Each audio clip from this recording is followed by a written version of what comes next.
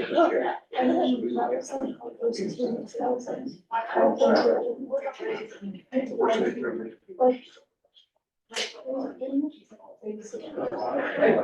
let's go ahead and get started.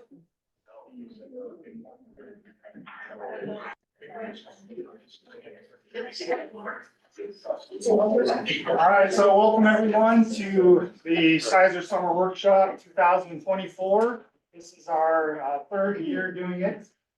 And we're going to kick off with some opening remarks from university leadership. We have Dr. Pandey here. He's the interim dean in the Bowman College of Engineering and Architecture. And after him, we'll hear a little bit from Dr. Anant Kalia Ranaman. And he's the interim department chair of the School of Engineering, Electrical Engineering, and Computer Science. We're good. Thank you, James. Welcome everybody. So this is this is third time because I think I am here third time. So cybersecurity is extremely important for the college. So if you don't know, we have a separate degree program that runs from the School of Electrical Engineering and Computer Science. We have started from 2023 fall undergraduate program targeted for cybersecurity. We are running complete cybersecurity curriculum. So cybersecurity is extremely important for the college. And what Professor Anant will talk about that it is role in ECS. But we need to understand that what's the role of CySER there. So CySER is the catalyst that enabled cybersecurity research and program. CySER started first. And that's why I congratulate the CySER team. Professor Vanui and Asifa is not here. So they first we started working on the CySER.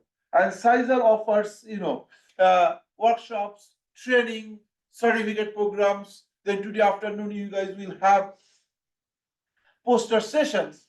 And then with this backbone, so CySER helped us creating the initial cybersecurity courses also. And then we started the whole cybersecurity program. So it's not just BS in computer science with cybersecurity, it's BS in cybersecurity. It will be fully accredited program like any other program in the college. So that's why CySER played an enabling role, and it will continue to play a positive role on the cybersecurity program for training of students, new research projects, new workshops, so that you guys the participants are exposed to the various facets of cybersecurity training.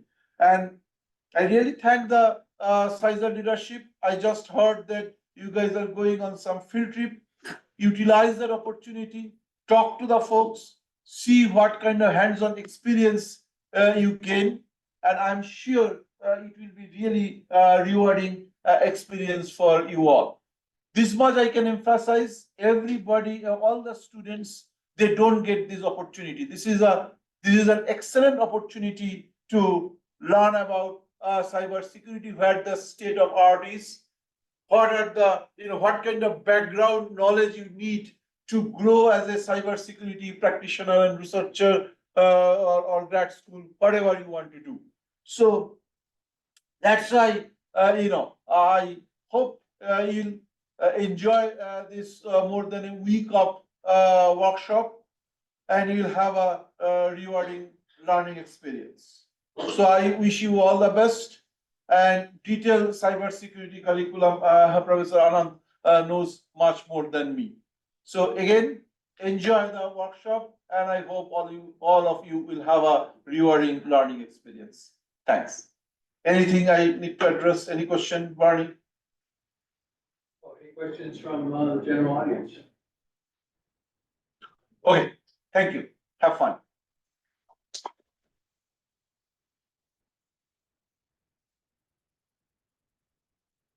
Good morning, all. So I guess it's a new week, fresh start for a wonderful, exciting workshop that you have in store. So Just before I start, by the way, my name is Anant. I go by Anant. My full name is Anant Kalyana Raman. For those who dare, I am the interim school director for the ECS. I see one or two familiar faces, but yeah, I don't know most of you. So very quickly, how many juniors, how many sophomores? So can sophomores please raise your hands? How many sophomores are there in the room? Any freshmen? That's doubtful. Juniors? Okay, seniors? Okay, wonderful. Okay, great. So, how many of you are in the BS cybersecurity program? Okay, how many of you are BS computer science? Okay, very nice. Software engineering? Any other majors? Which one? MIS, okay. Mechanical, okay. Any other? I saw, so yeah. Hospitality management, wonderful. Okay, that's great to see. So I just wanted to know what the composition of this workshop and this entire program is, and and then obviously, I think having this interdisciplinary to the extent possible actually makes a lot of sense. Because I can speak a little bit, like Partha mentioned, a few initiatives that we have at the School of ECS. We started CySER with leadership from Asifa and also Bernie. And that institute basically led on to help us create a bachelor's in cybersecurity. And we are applying for several other affiliations. These are work in progress, but I'm hoping that in the next couple of years, we will have a very good, well-accredited program which has multiple different affiliations with national agencies in the cybersecurity area. And that's very, very important. So really, it's an area of very high priority within the school of ECS as well as within the College of Engineering, and a little bit history of why that's important, right? So actually, the state is the one which initially invested in our cybersecurity program. It helped us hire a few core faculty who do research in the area of cybersecurity. So as you all must be very widely aware of, right? So cybersecurity is relatively a new area of interest. It's an emerging area, I would call it. It's not necessarily new, but certainly emerging, right? So there's a lot of interest in cybersecurity, especially from the point of view of applications. And this is where I think having an interdisciplinary outlook into the different cybersecurity training programs, the core courses that you might be taking as part of the BS cybersecurity or computer science, look at it from the point of view of where these concepts can be applied and how it can manifest. And that's an important dimension, which actually will help you connect multiple different cybersecurity courses that we have. So for example, we have a course in hardware security. We have a course in software security. We have a course in networks and network security. We have one in basically, I think, what's it called? Cyber infrastructure and critical infrastructure, 439. That's the other course. So, and then we have the core cybersecurity class, which is 327, at least within the computer science program for those of you. And so many of these, actually, they cover different layers of security, right? It starts from the hardware to embedded systems, to the software that runs on the platforms, to the cloud platforms, or to the network aspects, how interconnected systems actually could relate, right? So a lot of systemic view initially would really help emphasize the importance of security, all the things that can go wrong, all the things that are vulnerable, all the things that can actually be used as a way to protect our systems, but if anything happens, if the fault tolerant behavior is not really deterministic, what do you do? How do you handle those things and so on, right? So there's plenty. Resilience is a huge aspect in so many different areas. So I just want you to look at it from the like an entire hardware to software stack point of view, and what connects all of them is really applications. And I can give you at least one concrete example. And so, for example, I direct an institute here. It's called AgAid. It's an AI institute for agriculture. I work with about like several agricultural ag tech companies and farmers in the inland Northwest. Everyone uses sensing devices, IoT devices. They put on the fields. They try to measure all sorts of like weather variables and some understanding how the crops are doing, which are a lot of imaging data and so on. And what is the weather like, the conditions like, and then there's a lot of satellite imagery and drone images. So there is this whole gamut of IoT that is edge to cloud interface that's manifested. So as a simple example, when we have, let's say, when we look at daily temperature and we monitor daily temperature and other variables and say, there's going to be the harvest time now, the temperature is going below a particular freezing point. Are my crops vulnerable? Should I put more people to do harvest at that time? That's a simple decision, but it's a very important decision the farmer has to make, right? So how do you prevent cross damage, as an example? It depends. So all the data that comes basically is from all the sensing devices there and the network that's available to us, the wide area network that's there. And then decisions are made based on the data that they see. Now, the data doesn't just get gathered there. It actually gets sent to the cloud, right? And then from the cloud, there's a whole bunch of AI and machine learning models that run there. And then the decisions, real-time decision support comes on a mobile device. So what you basically see is devices all the way to local area networks, to the cloud, back to delivered on an AI machine learning models running on the cloud and server systems, back to a mobile device. That's basically the workflow there for decision support. So there you have basically hardware security, software security, network security, cloud security, name it, it's there, right? So in fact, there was a workshop that was conducted organized by the Washington State Department of Agriculture and FB in collaboration with FBI and National Security Agency a couple of weeks back. I spent a couple of days there trying to understand all the different things that can go wrong in the farm data in the infrastructure. So it's a huge food security problem, right? So every layer is vulnerable. Are we really protecting them? Not really, right? So do we even understand how much vulnerable our systems are? Not really.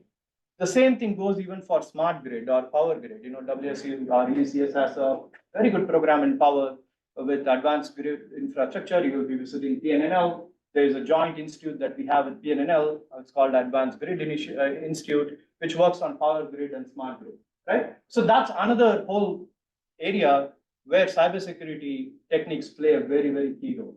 So these are the things that I think having this context in mind as you go through any kind of training in this area is going to be extremely important.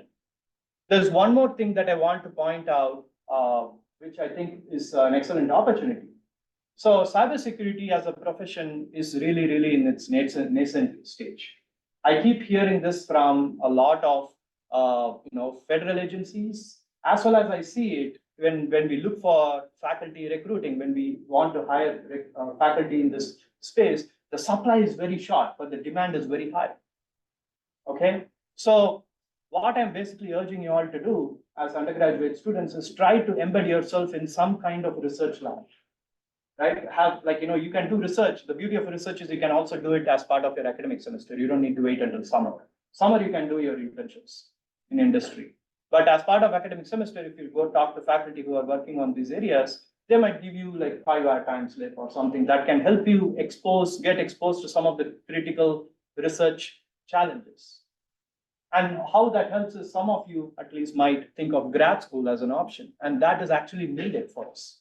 We have a tremendous shortage in supply of advanced, graduate level, graduates within for cybersecurity as an area. Okay, so I just wanted to emphasize that there is a need for thinking about research, development, application, and deployment, and also understanding this from the computer science side of things or the system side of things. How do systems interact, and also where the software comes into play, where the applications comes into play, and so on, right? So this is the kind of emerging area, an exciting area that we all want to be part of and see how it grows and contribute to its growth, right? So I just wanted to give that slightly high level, little bit of a ramble, but hopefully just give you a sense of the importance of this particular area. Okay, so any questions from any one of you? How many students are in the cybersecurity program? So the number of students right now, I think it's about 24 or 25 in the bachelor cybersecurity program that we have within ECS. And it's been a year old. So I think there's tremendous like there will be definitely a significant growth here. And with we are going up for accreditation next year. That will be a big step. It'll be the first time we get accredited, right? It's a brand new program, and that will help us further grow the scale of the program. What type of accreditation? It's the ABET. It's called ABET accreditation. Has this. So are you gonna have graduates? No, I think that we have to do some kind of preliminary accreditation. We might have graduates by next year fall. Yeah, I mean, I saw some hands. Are there any cybersecurity seniors here? Maybe cybersecurity juniors. You will have a capstone next year, right? For I don't know, next spring, the cybersecurity capstone. I think there might be a few graduates. Yeah. Any other questions? Comments? Bernie, any other thing that you want me to? Those are great examples. We have time, if you have other examples you want to share, but that's really good. Thank you. Yeah, so I don't think we have, like I was mentioning, a few areas of where security can play a role. There's medical health is it gives a completely different dimension to it, with privacy very much at the center stage of things, right? Even with agriculture, I can tell privacy is an important thing. Privacy relates to trustworthiness of systems, right? So if the farmers and people who generate data are not confident that the data will not be misused, or their competitiveness doesn't really, is not compromised, they're not going to even adopt these technologies, right? So trustworthiness is highly tied to privacy, but with health, that's another application where I think there is a large need of like a whole gamut of cybersecurity. Yeah. Oh, okay. My journey to cybersecurity. My journey to cybersecurity is very, very recent and in fact very nascent and probably non-existent as of now. I have to be realistic here. I don't work in cybersecurity. I work in data science. My area is high performance computing and data science. We work with a lot of applications, folks, and all the things that I talked about today is basically based on my interactions with application scientists, who all are looking for some cybersecurity has become a huge, important aspect for especially when it comes to adoption of technologies. Right, so many different fields have these high throughput instruments which measure a lot of things. Right, if you don't trust the systems, if the systems are not secure, there's a hesitancy towards actually even adopting those things. So my journey is I'm not a cybersecurity researcher, but I'm very familiar with essentially people who use these systems on a daily basis. And you're going to PNL, for example, on Friday. PNL has a national security directorate. I don't know what is there in the tool, but they might showcase some of their really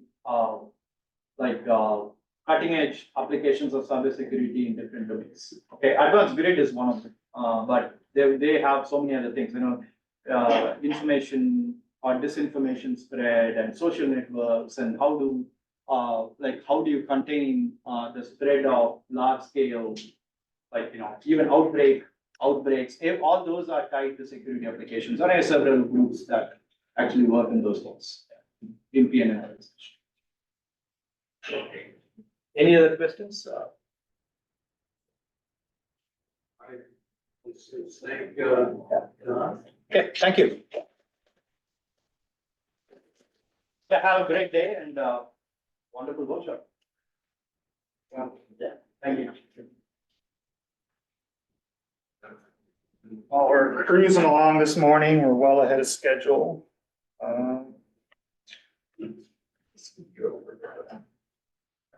Let's do that.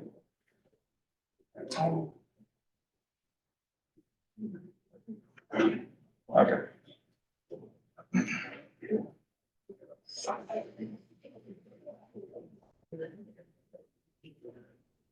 So next, I'll be giving a overview of, very brief overview of CySER in general. I'm sure most of you already know what it is. And then sort of just do a walkthrough of the workshop schedule, so everyone knows what's coming up and we don't have any surprises down the road. And if anyone has any general questions, feel free to ask at any point along the way.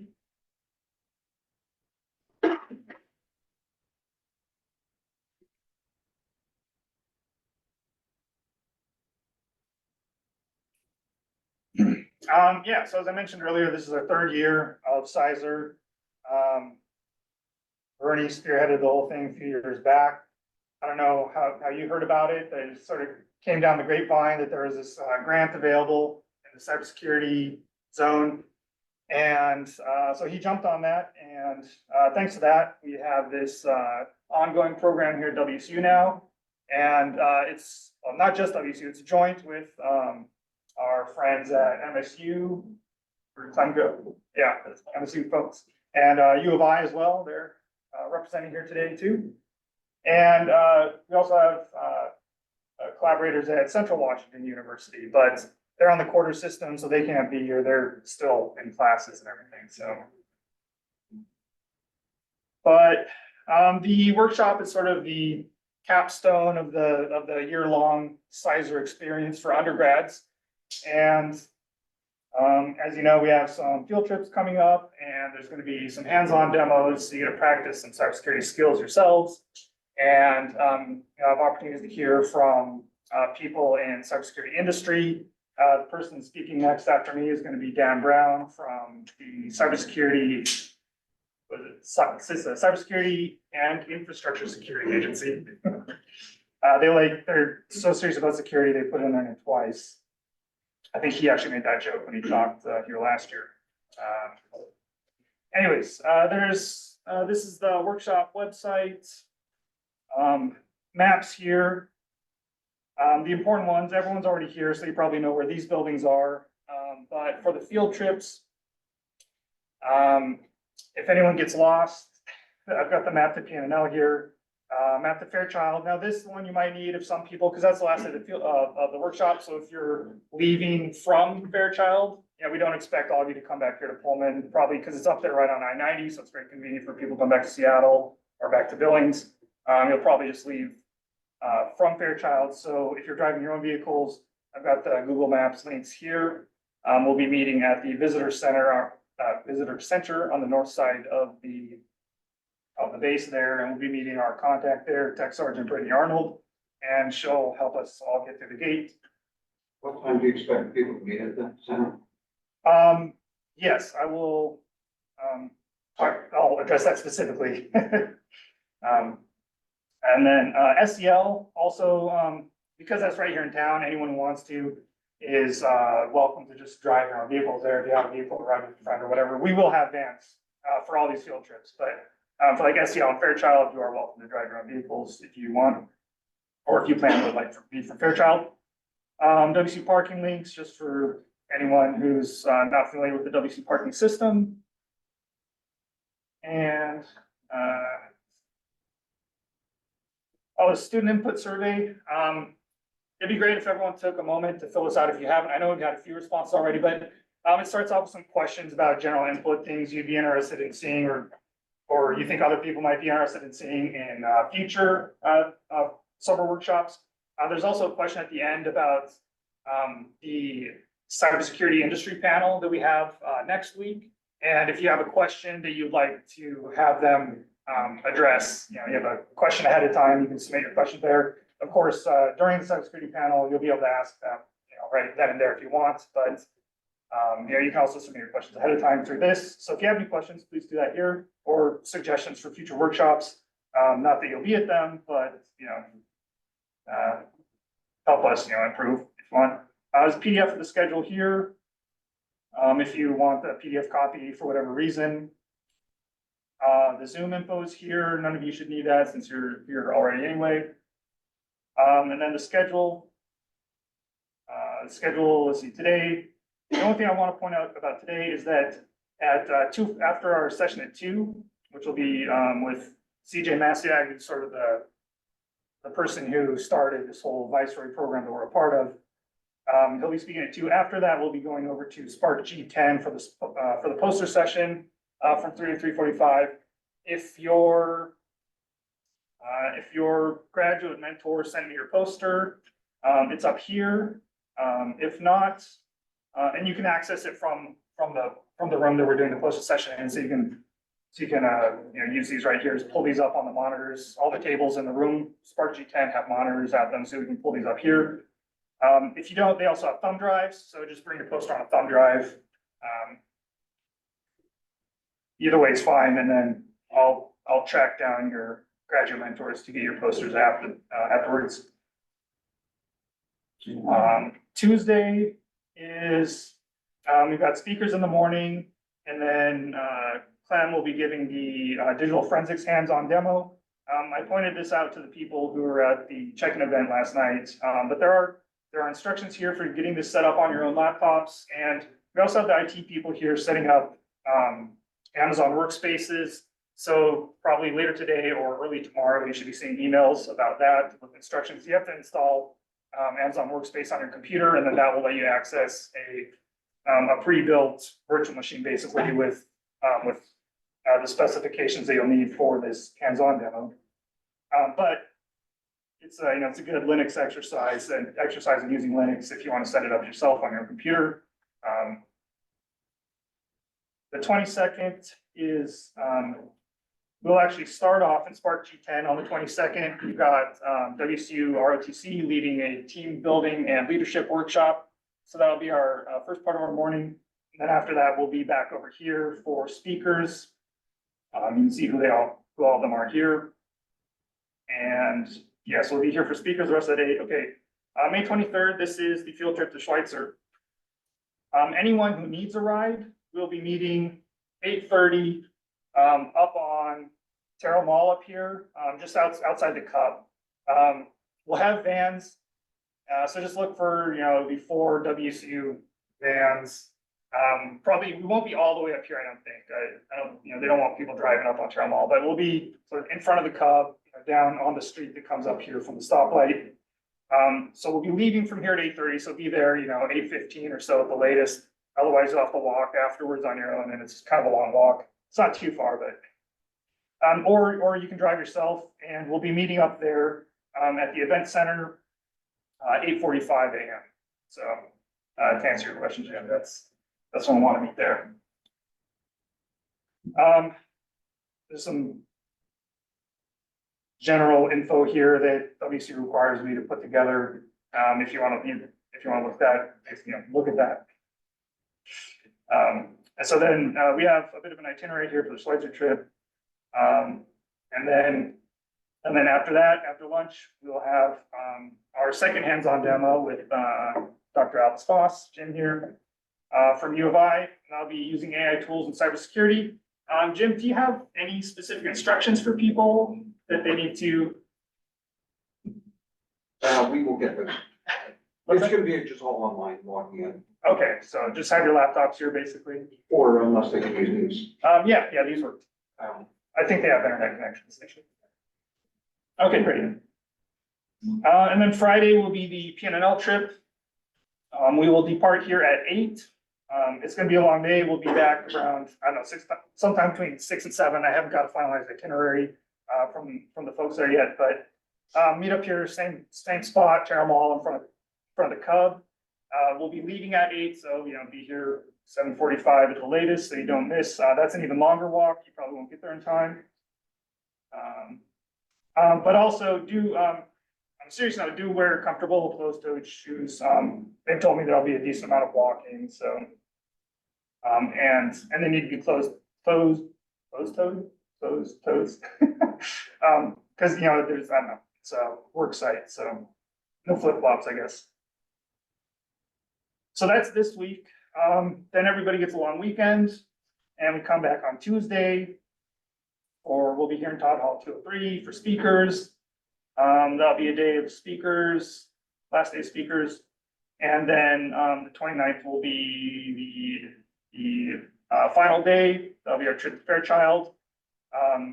Same deal, depart here at 8, be here at 7:45 if you want to ride. We do have vans for everyone, so, but again, you are welcome to drive your own vehicle if you're planning on heading home afterwards. And if you are driving yourself, we'll be meeting at the visitor center, 9:45 a.m. So that'll be the time to plan on being there. And then, yeah, and there's a list of what we're doing at Fairchild. Any questions? Just trying to think if there's anything I forgot to mention, but, James, could you, click on that field trip statement of expectations? oh, sure. You can go over this. What kinds of things are we expecting? Well, this is something, I don't know, Jason in the ECS business office said, he quoted a WC policy and showed me some things I need to put together, but I have to state the reason we're going on these field trips, state if there's any hazards, you know, share the itinerary, lay out any expenses students are expected to pay for, there aren't any, and then just general important information, so it's, that's a formality, but if you need to fall asleep tonight or some point, go ahead and read it. And, do you have everybody's information, you need social security numbers, Yeah, all that's come and gone. I got it from almost everyone, and the PNNL trip is closed.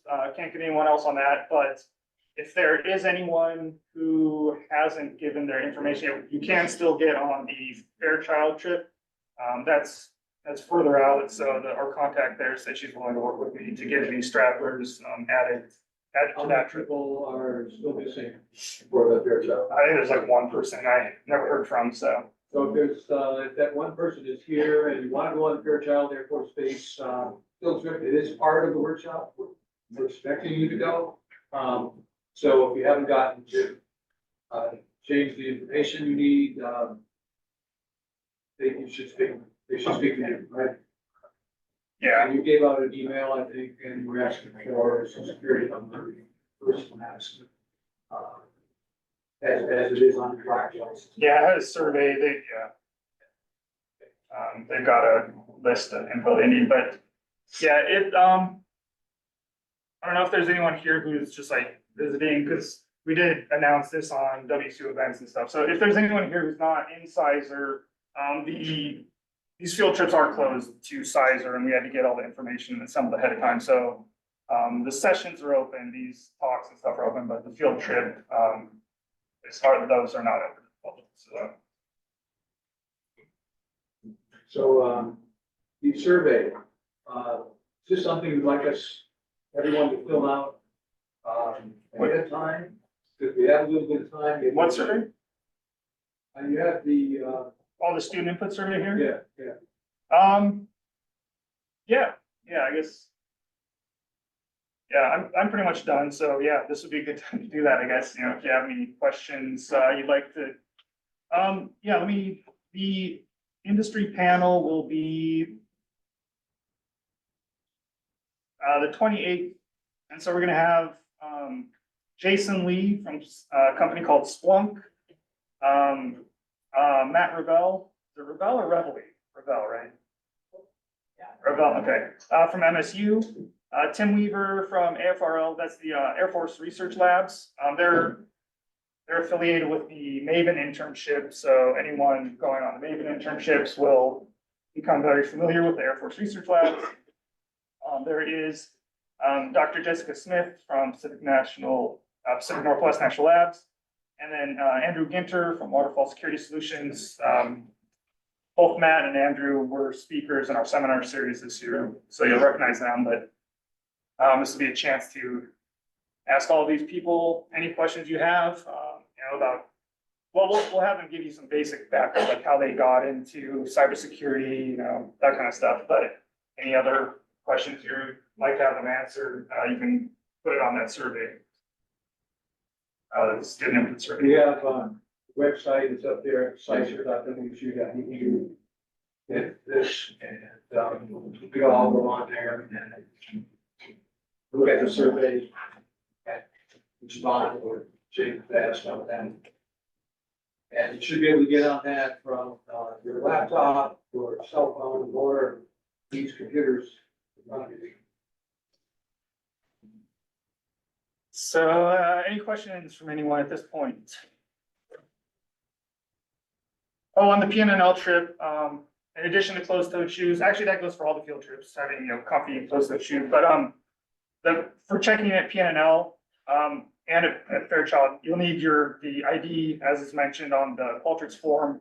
Be sure to have that, don't forget it. And at PNNL, you'll also need to know the last 4 of your social security number. I know anyone associated with military, government jobs, that's probably already drilled into your head, no problem, but, for some of you, you might not be totally familiar with your social security number, so make sure you know, your last 4 digits before you get there. Cause that'll be part of them, identifying you. And for the travel, both for SEL and going to PNNL and Fairchild, be here early. So if it says 8 o'clock, be here at 8:45, 7:45 to 7:50, because we're gonna be heading out right at that time, and we don't want to miss anybody. So make sure you're on time. Go ahead. I missed this one part, of what, James, but, did the AWS environments get set up? Yeah, I talked to Eric Winslow this morning. He said, yeah, he's working on it, but he hasn't finished it yet, and everyone should be getting emails later today or tomorrow morning. Okay, will they install those tools, or are the students gonna go for installing the tools, see if they wanna do hands-on? No, the tools will be installed on the virtual machine. Okay. Students will just have to install Amazon Workspace to get to the virtual machine. Okay, so, all right.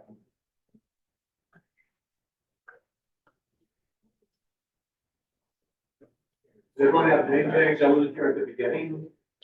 The session yesterday. We all have. All the students do, and you, me, and Clement. Okay. People I knew who were gonna be here most of the time, so I didn't make them for every individual speaker. I'm Bernie, in case anyone. Yeah, with that, yeah, we can have a bit of an extended break. If you didn't get any pastries yet, there's pastry, coffee, beverages down the hallway, help yourselves. And, our next speaker, hopefully will be here in time to start at 10. Yeah,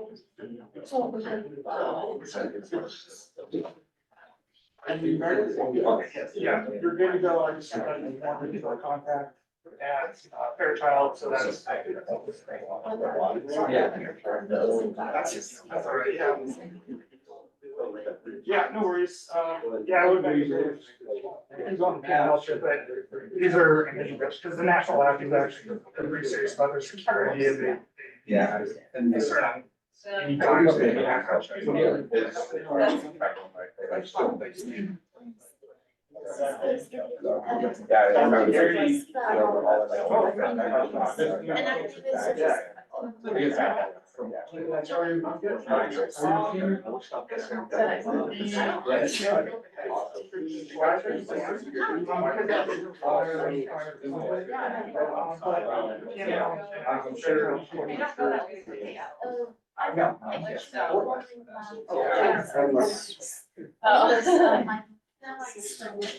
Do I have like register myself somewhere or is it okay? I just come all the way to the internet. Yeah, you just come with us, or you can just there, and I'll recognize you. I can present it to you there. Sorry about this.